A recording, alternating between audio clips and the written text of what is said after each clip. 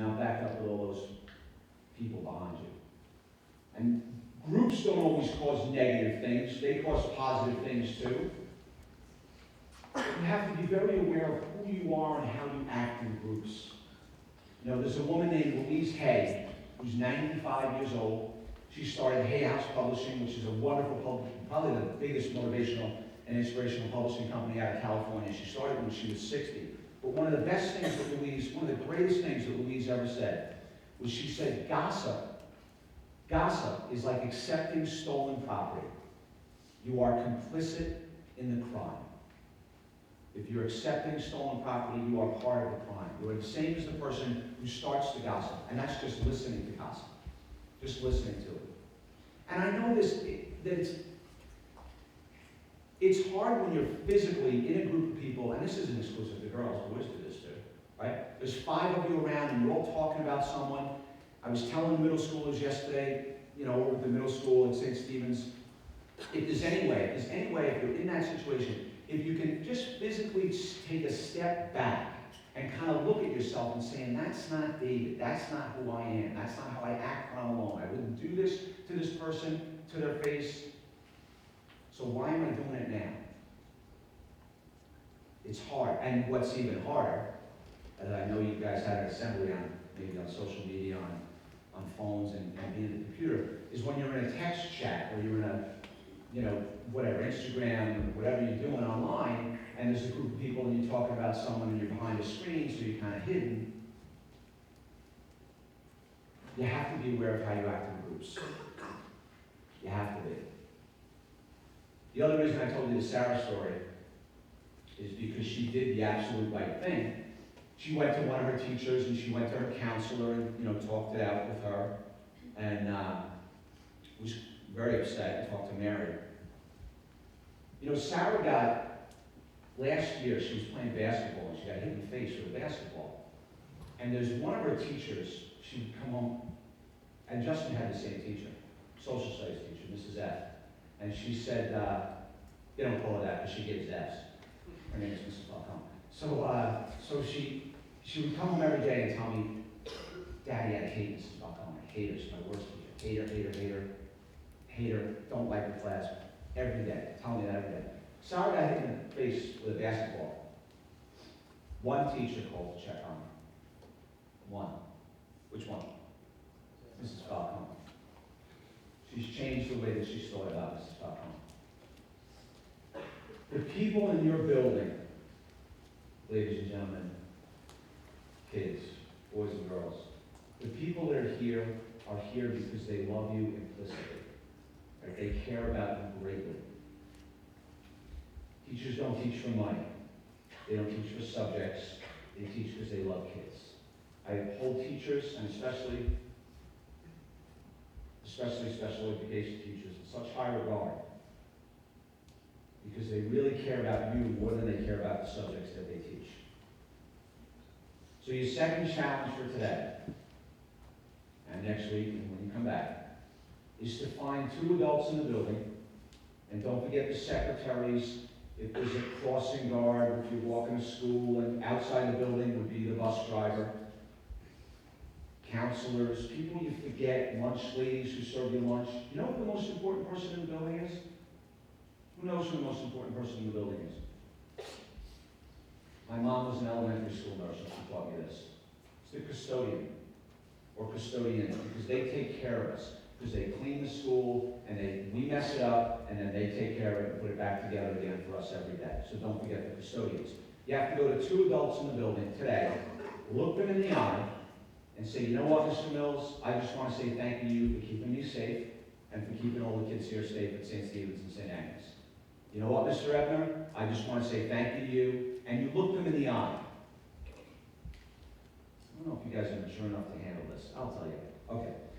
Did you know that if you look someone in the eye for 9 seconds or longer, you can't help but fall in love with them? I love this guy. You guys are a little weirded out by that, right? You're like, oh no, I look at. All right, so do it for 5. And I'm not talking about that type of love, seniors or juniors or whoever. I'm talking about platonic love. You can't help but fall in love with them. It's a connection. It's like when I was telling you, when I look at you, I see you looking in someone's eye. So whether you're like Luke, where the teachers all look up to him, or someone who, because he's extremely, oh, there you go, who's extremely tall, right? But you look them in the eye, and you make a connection with them, right? Make a connection. Thank you, adults in the building. So what's your first challenge? Look on me. Please give me a little more enthusiasm. Look on me. And the second challenge is to say thank you to adults, not just the teachers, adults.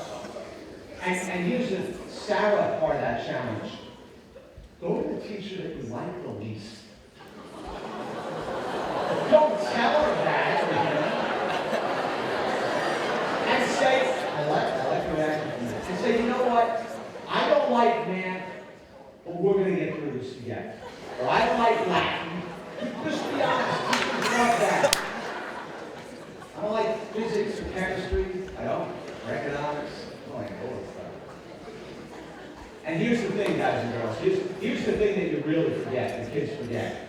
I don't forget this. Emotionally, I'm like 14 years old. That's just it, right? So I'm like 14-year-old. Hopefully in other ways I'm more mature.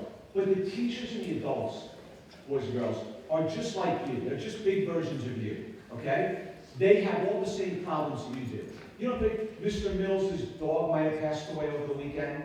You don't think that Mr. Edner's mom or grandmother is in hospice, right? I don't know, I'm just making things up, right? You don't know what's going on in someone's life. Now, they're never going to show it. A teacher is going to come in and they're going to put on their brave face and do their 8 classes, 8 shows a day, whatever it is. Mr. Mills will come in and run the building and take care of you guys and do all those things. But they leave their problems at home, right? They leave all their stuff at home. They come here to take care of you guys. So don't ever think that you don't have the power to change their day. You never know what they're going through. And just by saying thank you to them, you can have a huge impact and a huge influence on them. Okay? So you have 2 challenges so far. You guys like Fetty Wap? Lil Wayne? Justin likes Fetty and Lil Wayne. I don't know. Maybe that's a Long Island thing. Well, I'll tell you, there's 3 things we don't talk about in our house, because Justin's pretty intense. 3 things. Donald Trump, Justin Bieber, and we don't talk about the Kardashians.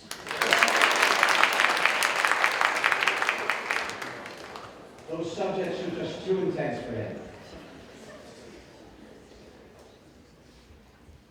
Justin's an awesome kid. When he was, you think when, you say you, me, dads, I'll make a generalization and say dads, you think about having a son. My expectations for my child were high. My father was an alcoholic, and when I was in 8th grade, my mom threw me out of the house when I was 14 years old. And he would come drunk to my baseball games, and he umpired a game. He got called down to the field to umpire a game one time when I was pitching because there was no umpires that showed up. Probably the most embarrassing moment in my life. So my expectations for when I had my son, a child, a healthy child, a child with a bridge, the stuff we think about, right? My expectations were that Justin would play baseball, and I would teach him all the nuances of baseball. Bunting and running and throwing and hitting and stealing bases, and maybe he'd play lacrosse. I played lacrosse in high school, and football. I was a baseball guy, big baseball guy. And when Justin he hit his milestones, 10, 12 months old. But at about 12 or 13 months, he stopped talking. He stopped making sounds. And he didn't speak again until he was about 5.